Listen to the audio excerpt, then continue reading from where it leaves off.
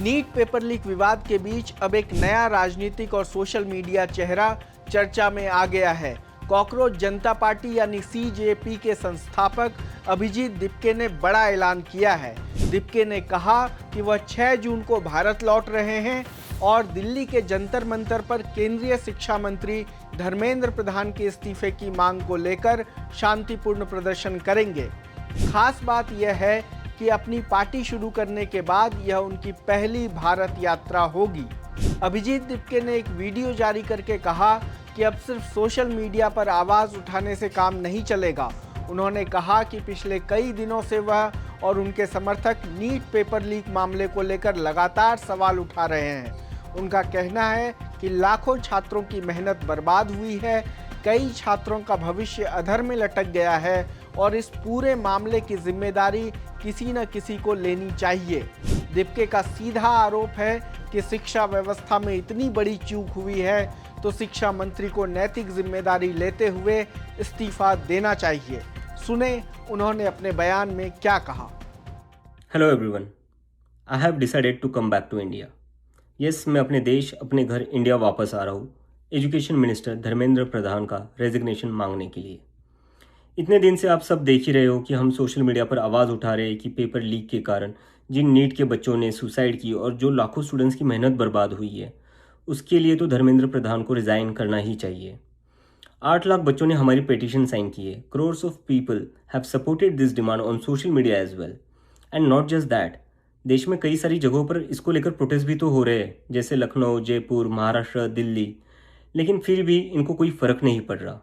आज नीट के 22 lakh students, CBSE के 17 लाख स्टूडेंट्स, सीयूईटी के 16 लाख स्टूडेंट्स और एसएससी जीडी के 40 लाख स्टूडेंट्स, ऐसे 1 करोड़ से ज़्यादा स्टूडेंट्स हैं जिनकी ज़िंदगी के साथ मजाक किया गया है सिस्टम द्वारा। इसकी वजह से स्टूडेंट्स बहुत ही ज़्यादा एंशियस और परेशान है अपने फ्यूचर को लेकर। किसी को तो इसकी जिम्मेदारी लेनी होगी। इतने बड़े ब्लंडर के बाद भी अगर एजुकेशन मिनिस्टर रिज़ाइन नहीं करते तो इसका मतलब इस देश में अकाउंटेबिलिटी नाम की कोई चीज़ बची ही नहीं है। ऐसा लगता है कि सिस्टम जितनी चाहे उतनी गलतियां कर सकता है और उसके लिए कोई कॉन्सिक्वेंसेस है ही नहीं।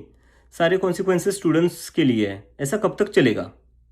इसलिए अब वक्त आ चुका है, हम सबको साथ आना होगा और भारत के संविधान के रास्ते पर चलते हुए पीसफुली अपनी आवाज़ उठाकर धर्मेंद्र प्रधान के रेजिग्नेशन की डिमांड करनी होगी।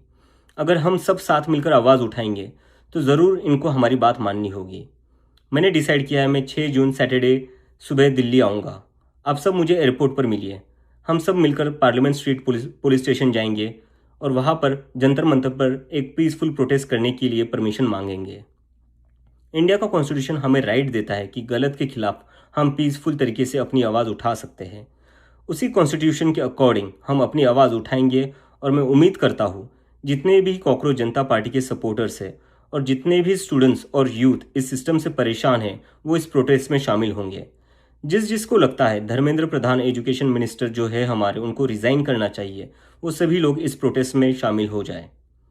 मेरे फ्रेंड्स और फैमिली को डर है कि मुझे एयरपोर्ट से ही अरेस्ट कर लेंगे और फिर जेल भेज देंगे, लेकिन मुझे अभी भी उम्मीद है कि आज भी हमारा देश एक डेमोक्रेसी है और हमें पीसफुली प्रोटेस्ट करने की परमिशन मिल जाएगी।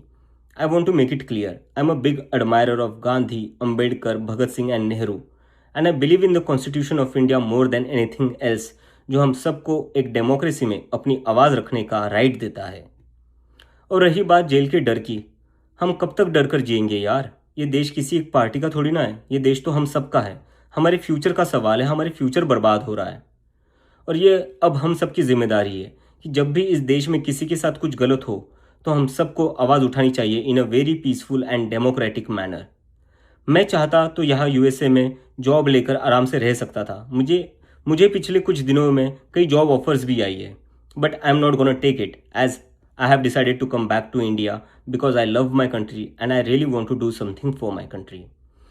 हम सब आज जो कुछ भी है वो सब इस देश ने हमें जो दिया है उसी के कारण है और अब हमारी बारी है अपने देश के लिए कुछ करने की, क्योंकि अगर हम आज कुछ नहीं करेंगे तो कौन करेगा? कब तक हम वेट करेंगे कोई और आएगा, आवाज़ उठाएगा और हमें बचाएगा?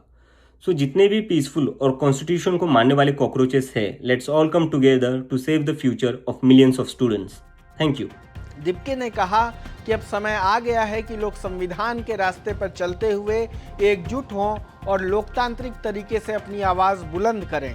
उन्होंने कहा कि अगर छात्र, युवा और आम लोग एक साथ अपनी बात रखेंगे तो सरकार को उनकी बात सुननी पड़ेगी। उन्होंने साफ कहा कि उनका आंदोलन पूरी तरह शांतिपूर्ण होगा और किसी तरह के टकराव या हिंसा का हिस्सा नहीं बनेगा। अपने वीडियो में दिप्के ने सिर्फ नीट का मुद्दा ही नहीं उठाया बल्कि कई अन्य परीक्षाओं का भी जिक्र किया। उन्होंने कहा कि नीट के 22 लाख छात्र, सीबीएसई के करीब 17 लाख छात्र, सीयूईटी के 16 लाख छात्र और एसएससी जीडी के लगभग 40 लाख छात्र अलग अलग समस्याओं से परेशान हैं। उनके मुताबिक कुल मिलाकर 1 करोड़ से ज़्यादा छात्रों का भविष्य अनिश्चितता और चिंता के बीच फंस गया है। दिप्के का कहना है कि सिस्टम की गलतियों का खामियाजा हमेशा छात्रों को भुगतना पड़ता है, जबकि जवाबदेही तय नहीं होती। उन्होंने कहा कि अगर इतनी बड़ी घटनाओं के बाद भी कोई जिम्मेदारी तय नहीं होती तो यह छात्रों के लिए गलत संदेश है।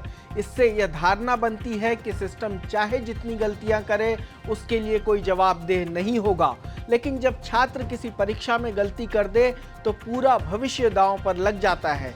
दिप्के ने कहा कि यही वजह है कि अब छात्रों और युवाओं को अपनी आवाज़ उठानी चाहिए। दिल्ली आने की अपनी योजना के बारे में बताते हुए उन्होंने कहा कि वह 6 जून की सुबह दिल्ली पहुंचेंगे। उन्होंने अपने समर्थकों से एयरपोर्ट पर आने की अपील की। इसके बाद वह सभी के साथ संसद मार्ग पुलिस स्टेशन जाएंगे और जंतर मंतर पर शांतिपूर्ण प्रदर्शन की अनुमति मांगेंगे।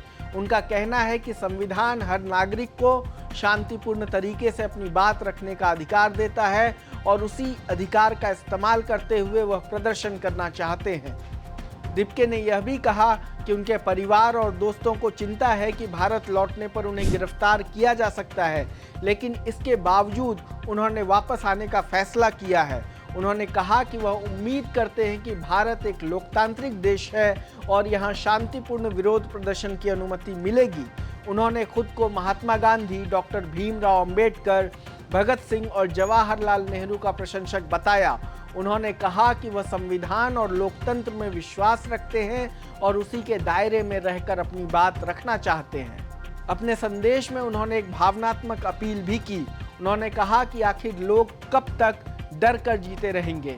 यह देश किसी एक पार्टी या एक विचारधारा का नहीं बल्कि सभी भारतीयों का है।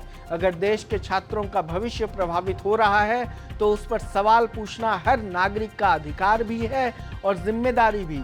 उन्होंने कहा कि अगर आज लोग चुप रहेंगे तो कल और बड़ी समस्याएं पैदा होंगी। दिप्के ने बताया कि पिछले कुछ दिनों में उन्हें अमेरिका में कई नौकरी के प्रस्ताव भी मिले थे, लेकिन उन्होंने उन प्रस्तावों को स्वीकार नहीं किया। उनका कहना है कि वह भारत लौटना चाहते हैं क्योंकि उन्हें अपने देश से प्यार है और वह देश के लिए कुछ करना चाहते हैं। उन्होंने कहा कि जो कुछ भी वह आज हैं उसमें उनके देश का योगदान है और अब उनकी जिम्मेदारी है कि वह देश और उसके युवाओं के लिए आवाज़ उठाएं। गौरतलब है कि नीट यूजी 2026 की परीक्षा पेपर लीक के आरोपों के बाद रद्द कर दी गई थी। अब यह परीक्षा 21 जून को दोबारा आयोजित की जानी है। इसी मुद्दे को लेकर अभिजीत दिप्के लगातार शिक्षा मंत्री धर्मेंद्र प्रधान की आलोचना कर रहे हैं। अब देखना होगा कि 6 जून को उनकी दिल्ली वापसी और प्रस्तावित प्रदर्शन पर कितना बड़ा जनसमर्थन जुट पाता है और क्या यह आंदोलन छात्रों की राजनीति में कोई नया मोड़ लाता है।